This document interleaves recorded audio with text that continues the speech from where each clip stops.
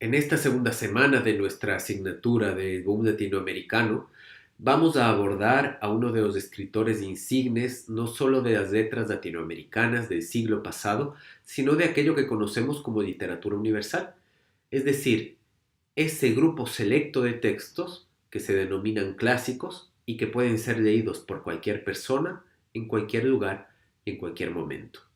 El autor al que me refiero es el colombiano Gabriel García Márquez. Es muy probable que ustedes hayan escuchado y sepan quién es Gabriel García Márquez, incluso si no han leído ninguno de sus textos. Esto se debe, en primer lugar, a que Gabriel García Márquez es uno de los privilegiados ganadores del Premio Nobel de Literatura, eh, lo cual ha hecho que él sea conocido globalmente. No obstante, en la región García Márquez es muy importante porque si vemos las bibliotecas de nuestras universidades, las bibliotecas de nuestros colegios, las bibliotecas de nuestros barrios, ayuntamientos o municipios, encontraremos varios de los textos de este famoso autor.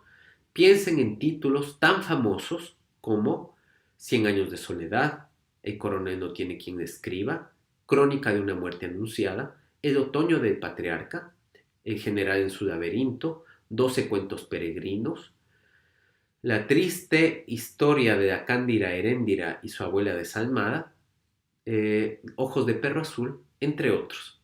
En esta que es mi biblioteca personal, yo tengo varios de estos títulos y de hecho les tengo que confesar que hay uno en especial que es muy importante, que es Cien años de soledad. No solamente porque esta probablemente es la novela cumbre del siglo pasado en América Latina, sino porque a mí en lo personal me permitió entender la historia de la región e incluso mi propia historia. Es lo que tiene la literatura, que en un código muy particular, que no es el de los libros de historia, nos permite entender varias cosas que ocurren a nuestro alrededor. No vamos a tener la dicha de leer Cien años de soledad en esta clase.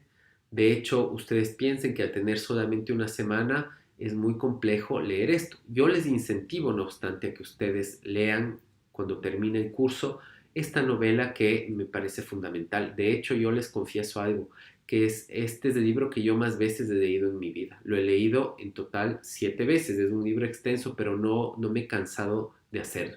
Y creo que las novelas de García Márquez y los cuentos de García Márquez tienen o pueden tener ese potencial de atraparnos, de enviciarnos, y eso espero que pase con ustedes, que leyendo los dos relatos que tenemos en clase, ustedes de alguna forma quieran leer más de este autor.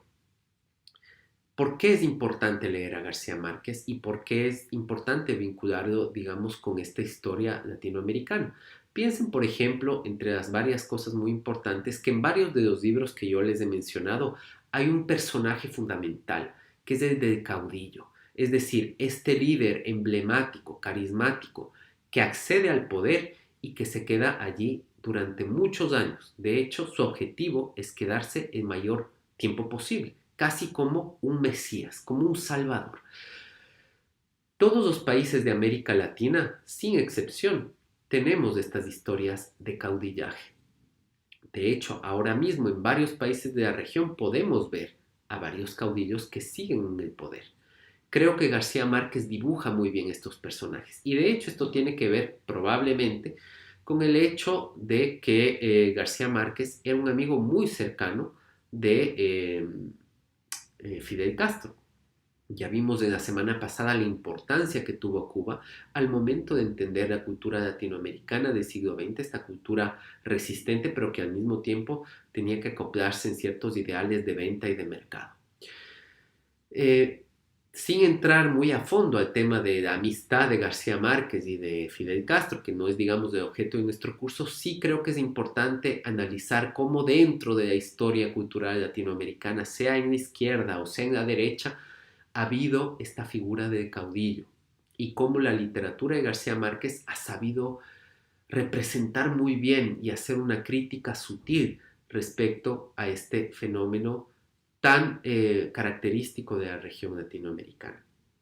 No obstante, los textos que vamos a leer de García Márquez tienen que ser entendidos sobre todo a partir de un concepto. Piensen ustedes que quienes hacemos la labor académica y también aquellas personas que se dedican a la crítica literaria o a la crítica cultural, nos inventamos o articulamos conceptos que permiten desentrañar de mejor manera los textos literarios.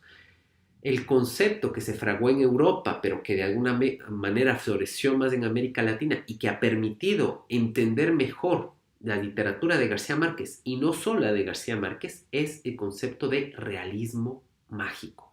Y justamente vamos a deshuesar este concepto para ver sus potenciales peligros, pero también el análisis rico que nos puede otorgar. En cuanto al análisis rico, vamos a intentar ver cómo ciertas figuras literarias como la hipérbole son parte muy importante de la construcción de lo que es el realismo mágico. Y lo que vamos a intentar pensar es también cómo el realismo mágico crea una suerte de branding latinoamericano, este concepto que viene más bien del mundo de los negocios y que permite crear una marca. Ustedes saben de lo que vimos de la clase pasada, lo importante que fue crear una marca latinoamericana.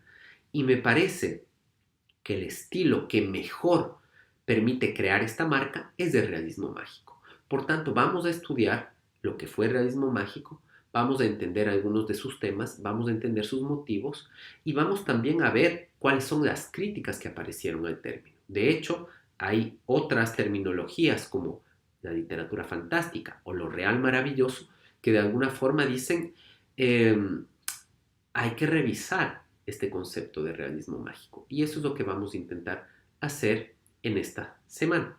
Al mismo tiempo, lo que intentaremos hacer es ver cómo los escritores posteriores a García Márquez empezaron a cuestionar esta rúbrica latinoamericana del realismo mágico y empezaron a decir, claro, cuando en las librerías y en las bibliotecas está solamente este tipo de textos, hay una presión para que los escritores y escritoras escriban de una manera.